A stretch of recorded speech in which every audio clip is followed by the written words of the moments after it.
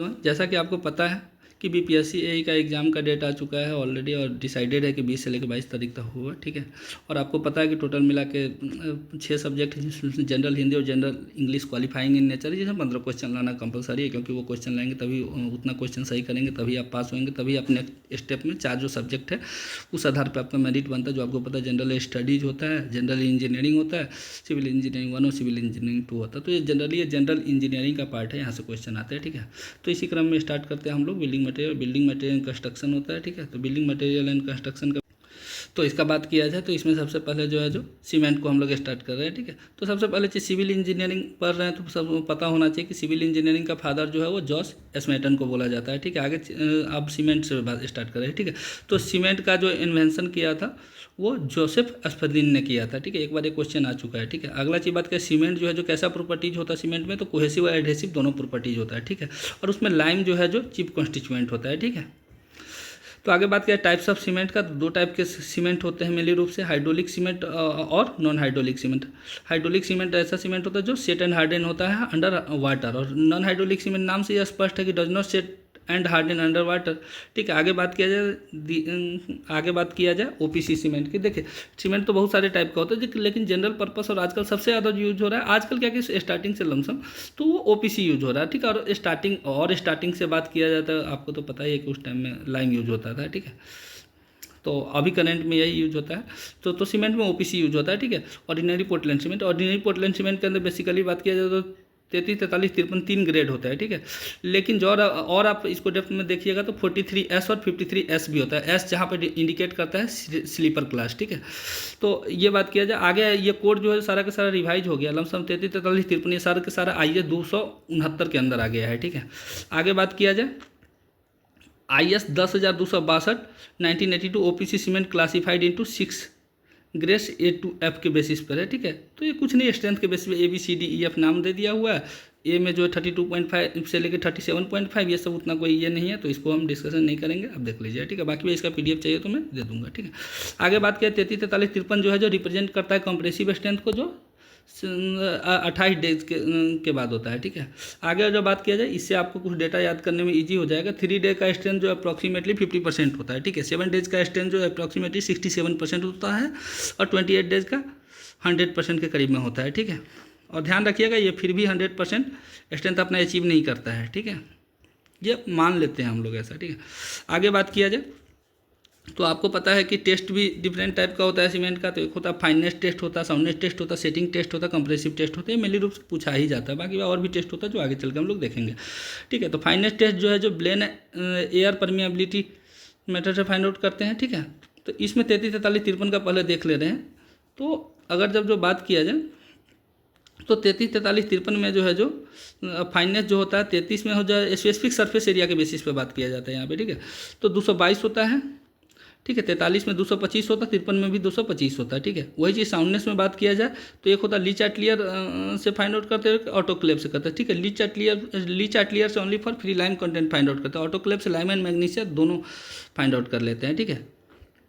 तो 33 में जो है जो लीच एटलियर लाइम का जो है जो 10 mm 10 mm 10 mm 33, 43, 53 तीनों में होता है, ठीक है। वही ऑटोक्लेव में बात किया जाए 33, 43, 53 का सेम है 0.8%, 0.8%, 0.8%, ठीक है।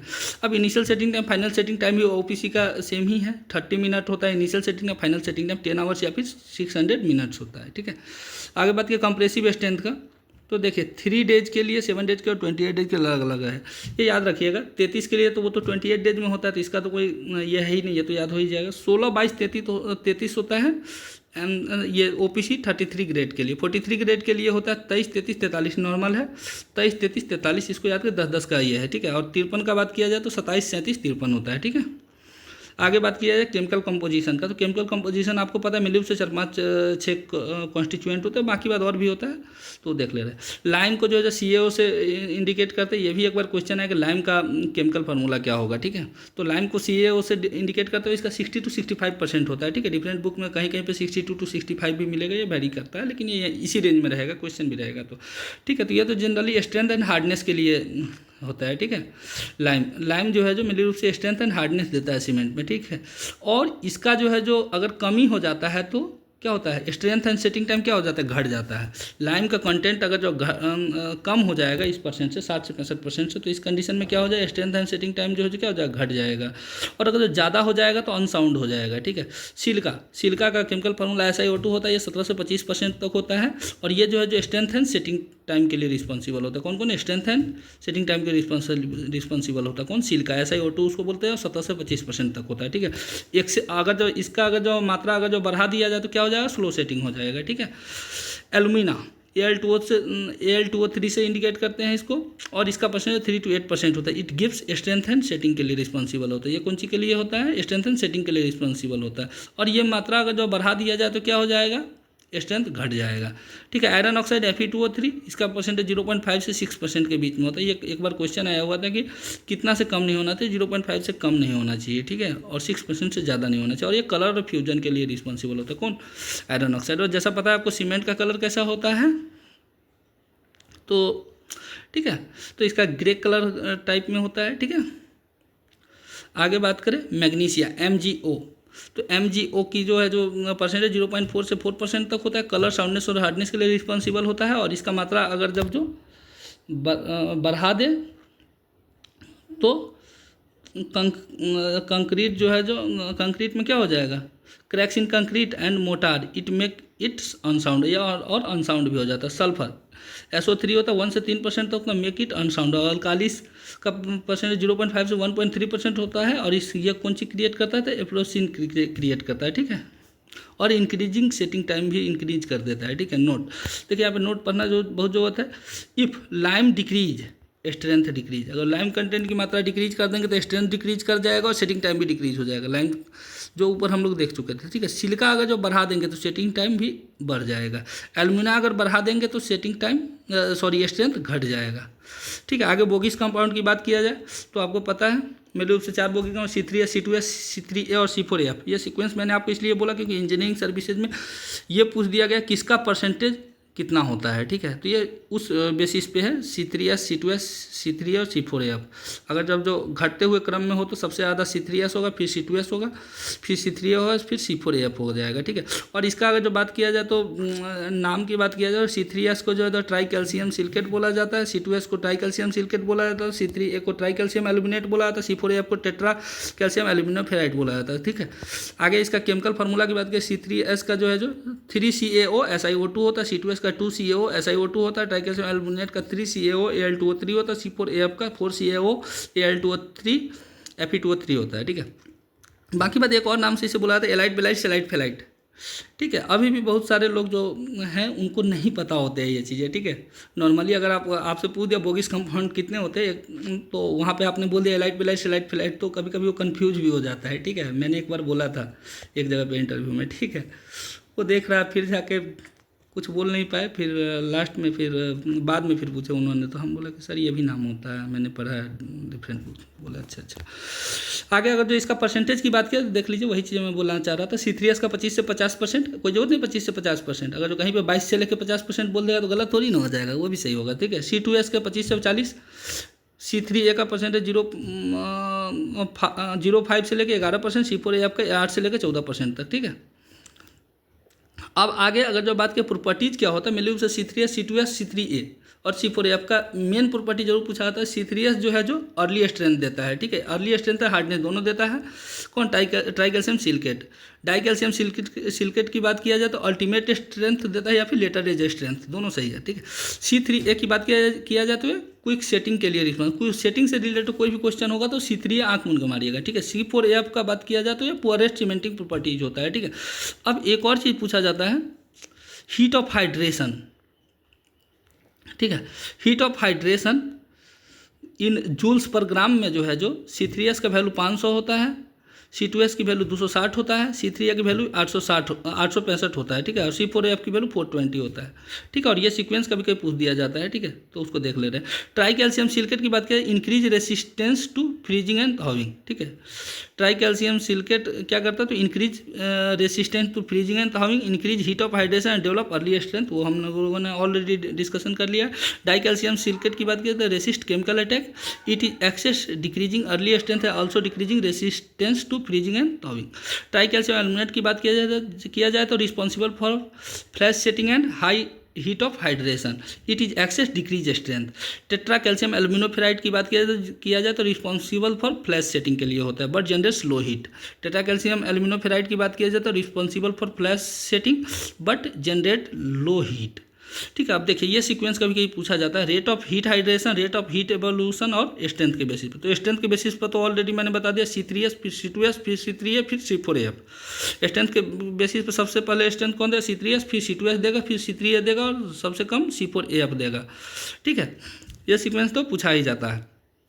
आगे बात करें तो रेट ऑफ हीट हाइड्रेशन, तो सबसे ज़्यादा rate of heat hydration C4AF देता है। रेट ऑफ हीट हाइड्रेशन में सबसे ज़्यादा C4AF, फिर C3A, फिर C3S, फिर C2S। और रेट ऑफ हीट एवोल्यूशन में बात किया जाए तो सबसे ज़्यादा जो C3A देगा, फिर C3S देगा, फिर C4AF और सबसे लास्ट में C2S।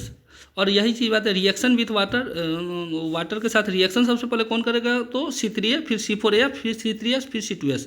एक चीज़ कॉमन आप देख रहे होइएगा, C2S हर एक जगह लास्ट में ही है। ठीक है, मैन्युफैक्चरिंग ऑफ सीमेंट की बात किया जाए तो एक होता है ड्राई प्रोसेस, एक होता है वेट प्रोसेस। ठीक है, इससे ज़्यादा इसमें कुछ भी इम्पोर्टेंट नहीं है, ध्यान रखिएगा। हाँ, ये चीज़ देख सकते हैं कि ड्राई प्रोसेस में जो ड्राई स्टेट में होता है, वेट प्रोसेस में स्लरी स्टेट में होता है। ठीक है, इससे ज़्यादा कुछ भी इंपॉर्टेंट नहीं है, तो हम लोग भी इसको ये कर दे रहे हैं। ठीक है, अगला देखिए ये कुछ ये तो मान के चलिए कि आरसीसी का भी टॉपिक हो जाता है, इसको देख लेना जरूरत है क्योंकि यहाँ से क्वेश्चन आते हैं। ठीक है, पहला चीज़ पूछा जाता है कि इसमें क्या क्या होता है, वो चीज़ हम लोग देख लें। Organic gypsum is added during grinding of cement clinkers. ठीक है, ठीक है, ये चीज़ हो गई। ये भी एक क्वेश्चन है, जिप्सम एडेड जो करते हैं वो कब करते हैं? During the grinding of cement clinker, after the grinding of cement clinker. इस टाइप में क्वेश्चन आया भी हुआ है बीपीएससी में। ठीक है, तो ये during grinding of cement clinker के टाइम में हम लोग जिप्सम ऐड करते हैं। ठीक है, अगला बात किया जाए इम्प्योरिटी, तो देखिए इम्प्योरिटीज जो मिले होते हैं वो ऑर्गेनिक में 200 मिलीग्राम पर लीटर से ज़्यादा नहीं होना चाहिए, और ऑर्गेनिक के केस में, इनऑर्गेनिक के केस में 3000 से ज़्यादा नहीं होना चाहिए। ठीक है, सल्फेट्स के केस में 400, क्लोराइड के केस में 2000, पीसीसी के केस में और आरसीसी के केस में 500, सस्पेंडेड मैटर की बात की जाए तो 2000। ठीक है, field test for cement, field test जो करते हैं सीमेंट में उसमें डिफरेंट टाइप का होता है, वो ऑलरेडी आपको पता है, फिर भी हम लोग एक बार डिस्कशन ले रहे हैं क्योंकि देखिए एक तो लैब टेस्ट होता है कि फील्ड टेस्ट होता है। जब आप जाएंगे साइट विजिट करने तो वहाँ पर आप फील्ड टेस्ट ही कर पाएंगे क्योंकि लैब तो उसके लिए तो फिर आपको सैंपल वहाँ से लेना पड़ेगा, या फिर वहाँ पे जो भी जो साइट इंजीनियर होगा उस कंपनी का, या फिर तो उसको आपको बोलना पड़ेगा कि ये सैंपल आप कलेक्ट करवा लीजिए, तो वो किसी वर्कर को बोल के बोलेगा कि ठीक है इसका सैंपल आप कुछ रख लीजिए, लैब में इसका टेस्ट हो जाएगा। ठीक है, लेकिन फील्ड टेस्ट से भी बहुत सारा चीज़ देखा जा सकता है क्योंकि देखिए फील्ड टेस्ट में देखेंगे जब आपको डाउट लगेगा तभी तो आप उसको लैब में भेजेंगे। जब आपको फील्ड टेस्ट का ही ज्ञान नहीं है तो आप कैसे किसी को गलत ठहराएंगे? पहले आपको इसके लिए खुद भी पता होना चाहिए। ठीक है, जैसे देखिए यहाँ पे सीमेंट के लिए क्या क्या होना चाहिए, it should be free from lumps, उसके अंदर कोई लम्प्स नहीं होना चाहिए। It shows heat of hydration not started, should be uniform greyish colour होना चाहिए, इसका कलर ग्रेइश होना चाहिए। ठीक है, आगे ये यूनिफॉर्म होना चाहिए। इट शोज होमोजिनिटी होना चाहिए। ठीक है, it hand is inserted in cement bag, it should be feel cool not warm. अगर जो सीमेंट के अंदर अगर आप हाथ डालते हैं तो वो ठंडा ठंडा आपको लगेगा, महसूस होगा। ठीक है, कभी डाल के देखे या फिर डाले हो जाए तो आपको पता होगा। और वही चीज़ सीमेंट अगर अच्छा नहीं होगा तो वहाँ पे आपको गर्म टाइप में फील होगा, तो आपको समझ में आ जाएगा ये सीमेंट सही नहीं है। ठीक है, the thin paste of cement feels sticked between fingers. अगर जब जो सीमेंट में क्या कीजिएगा, थोड़ा सा पानी मिला के उसको फिंगर पे रख के और उसके बाद उसको ये कीजिए स्टिकी टाइप में लगेगा ना, जैसे कि ताकत के साथ खींचना पड़ रहा है। ठीक है, तो स्टिकी नेचर का होना चाहिए। ठीक है, अगला सीमेंट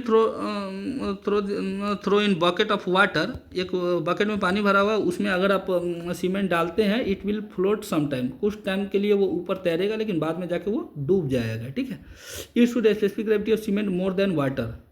ठीक है, वाटर से ज़्यादा होना चाहिए। जैसा कि आपको पता है कि सीमेंट का जो है जो स्पेसिफिक ग्रेविटी कितना होता है, 1450 के करीब में होता था। ठीक है, या 1350, वो देखना पड़ेगा, वो पता चल जाएगा। ठीक है, और वही चीज़ अगर जो वाटर के बाद 1000 होता है वो आपको पता है।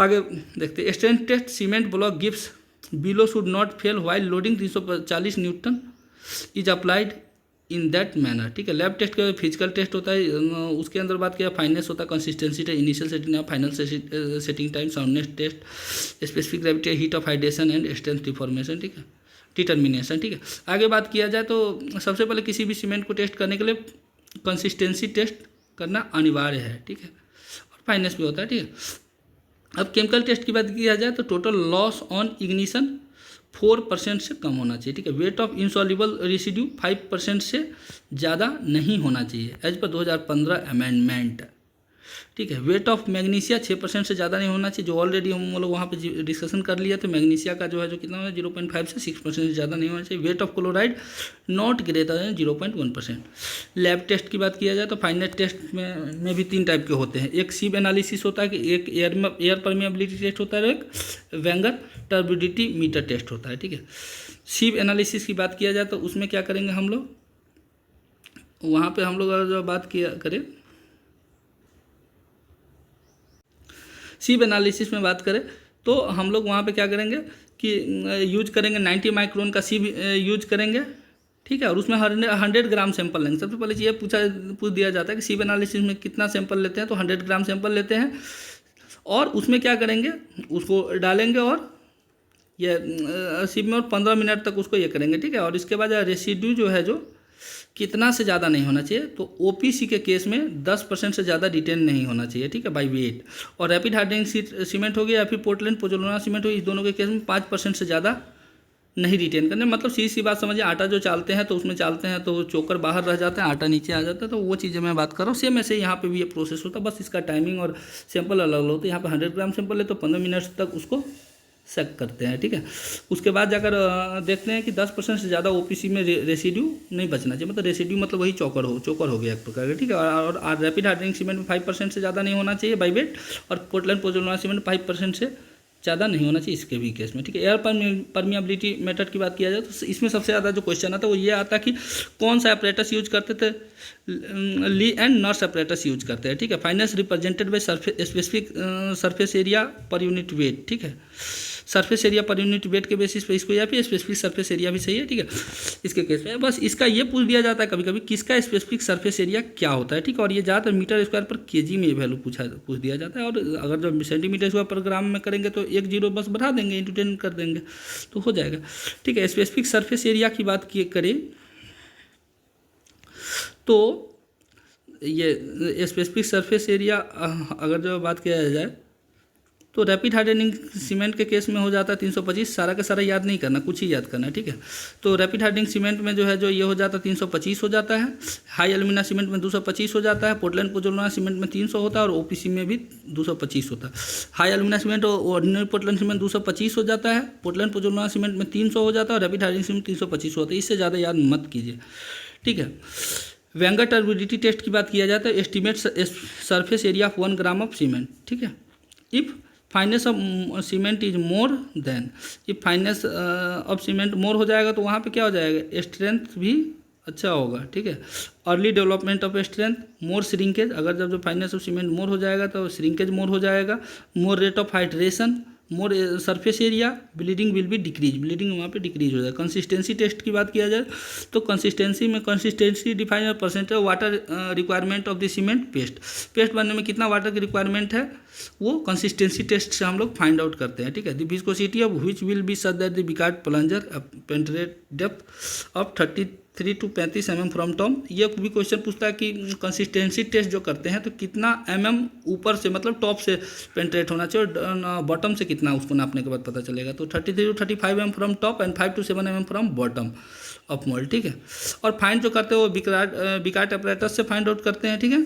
Find quantity of water required to make cement paste workable है या नहीं है, ये चीज़ करते हैं, ठीक है। अगला चीज़ अगर जो बात करें बिकार्ड अपरेटस से 3 चीज़ फाइंड आउट कर, consistency test, initial setting, final setting, फिर सिर्फ उसका नीडल जो है जो चेंज हो जाता है डिफरेंट में, ठीक है। जैसे यहाँ पे देखिए कंसिस्टेंसी टेस्ट के लिए जो है जो प्लंजर जो है जो 10 mm डाया कर लेंगे, ठीक है, और लेंथ उसका प्लंजर का 50 mm हो जाएगा, ठीक है।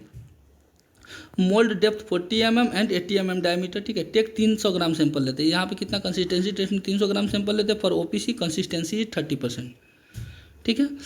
Consistency test is necessary before setting time and soundness test, ठीक है। सेटिंग टाइम की बात किया जाए तो बिकार्ड अपरेटस यूज करते हैं, जो मैंने ऑलरेडी बता चुका है। इनिशियल सेटिंग टाइम के लिए बिकार्ड अपरेटस, फाइनल सेटिंग टाइम के लिए बिकार्ड अपरेटस, ठीक है।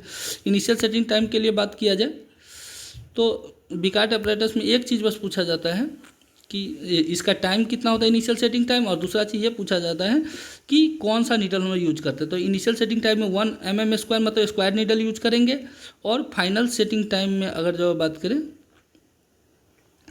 Final setting time. तो यहाँ पर अगर use 85% of consistency of water for setting time, मतलब 0.85 पी। आपने दो कंसेप्ट सुना होगा, 0.78 पी और 0.85 पी। 0.78 पी जो है जो सामने टेस्ट में लिया जाता है, 0.85 पी जो है जो इनिशियल सेटिंग टाइम या फिर फाइनल सेटिंग टाइम के लिए लेते हैं, ठीक है। तो ये हो गया। और आगे ओपीसी के केस में जो इनिशियल सेटिंग टाइम 30 मिनट लेते हैं, और फाइनल सेटिंग टाइम के केस में ये चीज़ें 30 ये मतलब कि 10 आवर्स या फिर 600 मिनट्स लेते हैं, ठीक है। आगे बात करें लो हीट पोर्टलैंड सीमेंट के केस में जो है इनिशियल सेटिंग टाइम 60 मिनट्स लेते हैं, ठीक है। फैक्टर अफेक्टिंग सेटिंग टाइम, ये सब ऑलरेडी आपको पता है। Composition of cement, percentage of retarder, degree of calcination, temperature, finance of grinding, aeration, percentage of water, atmospheric condition, ठीक है। यहाँ पे इनिशियल सेटिंग टाइम का मैंने बता दिया था, स्क्वायर नीडल हो गया। फाइनल सेटिंग टाइम का एनुअल रिंग होता है, ठीक है। कंसिस्टेंसी का सॉलिड सर्कुलर होता है, ठीक है। अब इसका वैल्यू भी पूछ दिया कि इसका क्या डायमीटर लेते हैं। इनिशियल सेटिंग टाइम में जो 1 mm स्क्वायर का नीडल लेते हैं, फाइनल सेटिंग में 5 mm का एनुअल रिंग लेते हैं, और कंसिस्टेंसी में 10 mm का सॉलिड सर्कुलर लेते हैं, ठीक है। साउंडनेस टेस्ट की बात करें, soundness represent change in volume of cement. Basically उसको साउंडनेस टेस्ट में फाइंड आउट क्या करते हैं, तो expansion of volume find out करते हैं, ठीक है। Due to lime use Le Chatelier apparatus, due to lime use Le Chatelier apparatus का हम लोग यूज करते हैं, ठीक है। और उसमें वही चीज़ 0.785 जो लेते हैं वही चीज़ है। 30 mm डायमीटर होता है, 30 mm डेप्थ होता है, एंड 165 mm लेंथ होता है। 100 ग्राम सैंपल यूज करते हैं, ठीक है।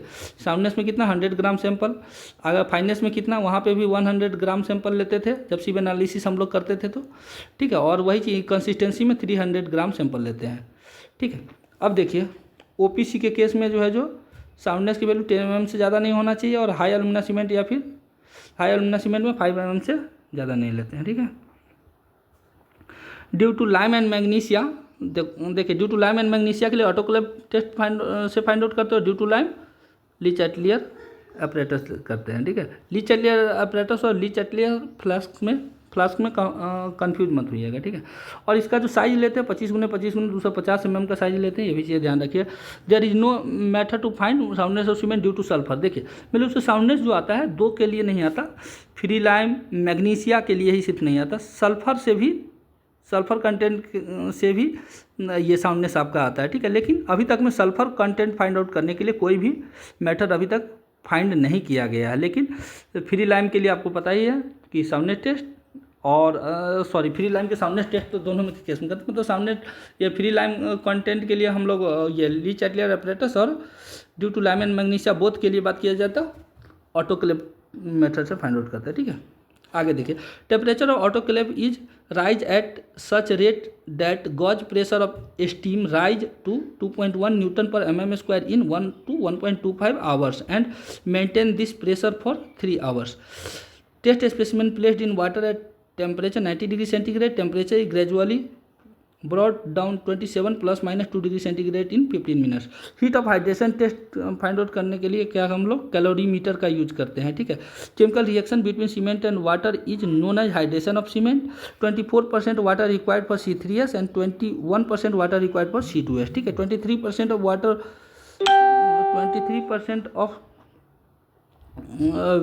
23% of weight of cement water required for hydration is called as bond water. 15% of weight of cement water required to fill the cement gel pores is called as gel water. Total मिला 23 + 15 38% water required पर heat hydration के लिए हम लोग ये करते हैं, ठीक है। Rate of hydration increase by increasing finance of cement, ठीक है। रेट ऑफ हाइड्रेशन ऑलरेडी हम लोग डिस्कशन कर चुका था। रेट ऑफ हाइड्रेशन सबसे ज़्यादा C4AF का वैल्यू, फिर C3A का वैल्यू, फिर C3S का, फिर C2S का। रेट ऑफ हीट वैल्यूएशन में बात किया जाए तो सबसे ज़्यादा कंटेंट हो जाता है ये वैल्यू है C3A का, फिर C3S का, फिर C4AF का, फिर C2S का। और स्ट्रेंथ के बेसिस पे तो ऑलरेडी हम लोग डिस्कशन कर ही चुका है। C3S, फिर C2S, फिर C3A, फिर C4AF।